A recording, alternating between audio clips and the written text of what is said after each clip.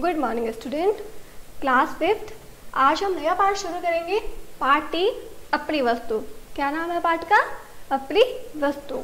वस्तु मतलब कोई भी चीज़ जिसके लिए जो हमें बहुत ही प्यारी होती है, जो बहुत ही प्रिय होती है। जैसे आप किसी चीज़ के लिए झगड़ा करते हैं, आपको कोई खिलौना या कुछ भी आपको प्यारा हो, उसके लिए आप दो भाई बहन हो तो आपस में झगड़ा कर रहे हो, ये चीज़ मेरी है या ये वस्तु मेरी है, ये खिलौना मेरा है, ऐसे आपस में झगड़ा करते हो। वैसे इस कहानी में दो आदमी बताए गए हैं, दो भाई बताए गए हैं जो एक ज़मीन के लिए झगड़ा कर रहे हैं। आप कोई भी झगड़ा करते हो उससे कुछ नहीं मिलता है, उससे आपका नुकसान ही होता है। इसलिए झगड़ा नहीं करना चाहिए, उसका सॉल्यूशन निकाल लेना चाहिए। जैसे आप किसी चीज़ के लिए लड़ते हो तो आपके मम्मी पापा आपको समझाते हैं, बुझाते हैं, इससे आपका झगड़ा खत्म हो जाता है। वैसे इस कहानी में क्या दिया गया है, एक महात्मा है जो इन दोनों आदमियों को समझाता है, दोनों भाइयों को समझाता है। और इस कहानी में बताया गया है कि किसी भी चीज़ के लिए झगड़ा नहीं करना चाहिए, आपस में मिलकर रहना चाहिए। और लड़ाई झगड़े में कुछ नहीं होता है, उल्टा रिश्ते खराब होते हैं और बहुत गलत होता है, तो झगड़ा नहीं करना चाहिए। इसमें भी हम एक कहानी पढ़ेंगे, अपनी वस्तु। इसमें एक ज़मीन के लिए बताया गया है, तो शुरू करते हैं हम। ओके, पेज नंबर निकाल लीजिए आप 10, पार्ट 3, अपनी वस्तु। वैसे आपके स्क्रीन पे पार्ट दे रखा है, आपके पास बुक हो तो आप बुक से भी रीड कर सकते हैं। Okay, let's start. एक महात्मा जी कहीं जा रहे थे। मैंने बताया था एक महात्मा दिए गए हैं इसमें, जो कहीं जा रहे थे। मार्ग में उन्होंने एक स्थान पर दो व्यक्तियों को ऊंची आवाज़ में बोलते सुना। मार्ग में मतलब रास्ते में वो जा रहे थे। एक स्थान पर दो आदमी थे, ठीक है, दो आदमी थे, वो दोनों भाई थे जो आप जोर से आवाज़ कर रहे थे। उनकी आवाज़ झगड़े कर रहे थे, झगड़ा करते हुए उन्होंने सुन लिया। जोर जोर से आवाज़ करते हो, आप झगड़ा करते हो तो आसपास में कोई भी निकलता है तो उसको सुनाई देता है। वैसे एक महात्मा था, वो मार्ग से जा रहा था तो उन्हें पता चला कि दो आदमी आपस में झगड़ा कर रहे हैं। दोनों ही हाथों में लठ लिए एक दूसरे की प्राण लेने को उद्यत दिखाई देते थे। पिक्चर में बताया गया दोनों भाई झगड़ा कर रहे हैं। ओके, दोनों के हाथ में क्या था? लठ, मतलब लकड़ी थी। वो दोनों एक दूसरे के प्राण लेने के लिए प्राण लेते हुए दिखाई दे रहे थे। जैसे इतना बड़ा झगड़ा हो रहा था, जैसे एक दूसरे के प्राण ले लेंगे, एक दूसरे को मार डालेंगे। एक कहता था यह भूमि मेरी है और मैं इसका स्वामी हूँ। एक भाई क्या कह रहा था, ये भूमि मतलब ये ज़मीन जो भी है वो क्या है, मेरी है और मैं इसका स्वामी हूँ। जबकि दूसरा उस भूमि को अपना बतला रहा था। दूसरा आदमी क्या बोल रहा था, एक भाई बोल रहा था ये भूमि मेरी है, अपनी बता रहा था, और दूसरा भी क्या कह रहा था, ये भूमि मेरी है, वो भी अपनी भूमि बता रहा था। अब एक भूमि और दो जने थे, दोनों झगड़ा कर रहे थे, दोनों ही भाई थे। उस भूमि पर अपना अपना स्वामित्व जतलाने के लिए दोनों ही क्रोध से लाल पीले हो रहे थे। दोनों ही झगड़ा कर रहे थे, लाल पीले मतलब गुस्से में थे। वो दोनों ही बोल रहे थे ये भूमि मेरी है, तो दूसरा भाई बोल रहा था ये भूमि मेरी है। और इतना झगड़ा बढ़ गया कि ऐसा लग रहा था जैसे दोनों एक दूसरे को मारने में लगे हैं।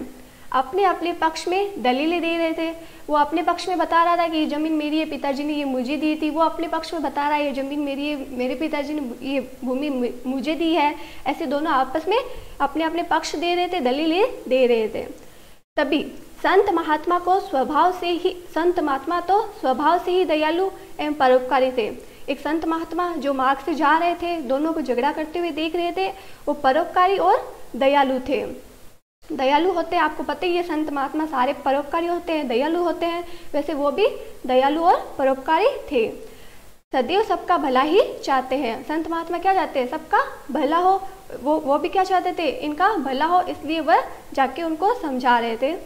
उन्होंने मन ही मन विचार किया कि ये दोनों भाई लड़ाई झगड़ा करके व्यर्थ ही अपने प्राण गंवाने पर तुले हुए हैं। वो क्या सोच रहे थे, मन ही मन सोच रहे थे कि ये दोनों भाई लड़ाई झगड़ा करके व्यर्थ ही अपने प्राण गंवाने में तुले हुए हैं, फालतू ही झगड़ा कर रहे हैं। क्योंकि ये ज़मीन दोनों भाई है, दोनों ही ले सकते हैं और दोनों इसको सुलझा सकते हैं, लेकिन वे फालतू झगड़ा कर रहे थे, व्यर्थ झगड़ा कर रहे थे और अपने प्राण गंवाने के लिए तुले हुए थे। एक भाई दूसरे भाई को मारना चाहता था, तो दूसरे भाई अपने भाई को मारना चाहता था। दोनों का झगड़ा इतना बढ़ गया कि वह एक दूसरे के प्राण गंवाने में लगे हुए थे। अतएव इन्हें समझा बुझाकर शांत करने और इनका आपस में समझौता कराने का प्रयास करना चाहिए। तो महात्मा क्या सोच रहे थे? संत महात्मा सोच रहे थे कि हमें इसे समझा बुझाकर दोनों को पहले शांत करना चाहिए, इनका आपस में समझौता कराने का प्रयास करना चाहिए। तो उन्होंने क्या किया? पहले उनको शांत किया। उनका समझौता सुलझाने के लिए, हमें कोई भी समझौता करना हो या कुछ भी बात समझाने के लिए झगड़े में तो समझा नहीं सकते, क्योंकि एक दूसरे के प्राण लेने में लगे थे। इसलिए उन्हें पहले शांत करना चाहते थे, उन्हें शांति से समझाना चाहते थे। यह सोचकर वे उनके निकट गए और उन्हें संबोधित करते हुए बोला, हे भद्र पुरुषों। ये सोचकर उनके करीब गए। पहले तो दूर से देख रहे थे, फिर उनके करीब गए। उनको लगा कि एक दूसरे को मारेंगे पीटेंगे, इससे अच्छा मैं जाकर उनको समझाऊं। तो उनके निकट गए, मतलब उनके करीब गए और संबोधित करते हुए बोला, मतलब पहचान बढ़ाते हुए बोला, तुम लोग कौन हो और आपस में झगड़ा क्यों कर रहे हो? उनको पूछा, तुम दोनों हो कौन और झगड़ा किस चीज़ के लिए कर रहे हो और क्यों कर रहे हो? तो महात्मा जी को देखकर उनमें से एक व्यक्ति बोला, महात्मा हम दोनों भाई है। तो उस महात्मा को क्या बताया उन दोनों ने? वो दोनों क्या थे? भाई थे। तो महात्मा जी को बोला, एक व्यक्ति बोला, क्या बोला? हम दोनों भाई है। हमारे पिता ने मरते समय अपनी संपत्ति का जो बंटवारा किया था उसके अनुसार इस भूमि का मालिक मैं हूँ। एक जना क्या बोला? हमारे पिताजी ने मरते समय अपनी संपत्ति का जो बंटवारा किया था उसके अनुसार इस भूमि का मालिक कौन है? मैं हूँ। एक व्यक्ति बोला, फिर भी यह व्यर्थ ही झगड़ा कर रहा है। दूसरा व्यक्ति तत्काल चिल्ला उठा। तो दूसरे को गुस्सा आ गया, तो उसने क्या बोला? महाराज ये बिल्कुल झूठ बोल रहा है, ये भाई मेरा बिल्कुल झूठ बोल रहा है, यह भूमि इसके भाग में नहीं है। उसने क्या बोला? ये भूमि उसके भाग में नहीं है, पिताजी ने उसके नाम नहीं करी, ये तो मेरी है, बल्कि ये मेरे भाग में आती है। जो हिस्सा पिताजी ने किया था, जो बंटवारा किया था, उसके किसके हिस्से में आ रही है दोनों को भी पता नहीं था। दोनों ही व्यर्थ झगड़ा कर रहे थे। वो बोल रहा था मेरी है, तो दूसरा भाई क्या बोल रहा था? मेरी है, और आपस में झगड़ा कर रहे थे। इसलिए इसका असली मालिक मैं हूँ। दूसरा भाई बोला मैं इसका मालिक हूँ, तो पहला बोल रहा है मैं इसका मालिक हूँ।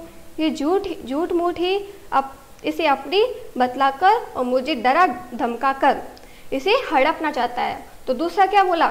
ये झूठ ही मुझे डरा धमका कर, मुझे मार कर पीट कर इसे हड़पना चाहता है।